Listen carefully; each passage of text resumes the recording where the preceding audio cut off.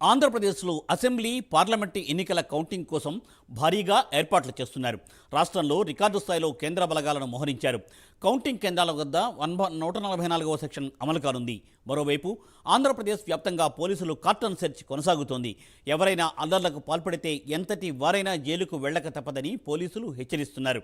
అంతేకాకుండా అల్లర్లలో పాల్గొన్న వారిపై రౌడీ షీట్ పెడతామని పోలీసులు వార్నింగ్ కూడా ఇస్తున్నారు. ఇప్పటికే పల్నాడు జిల్లాలో 10 రోజులలో 400 మందిపై రౌడీ షీట్ ఓపెన్ చేసినట్లు పోలీసులు వెల్లడించారు.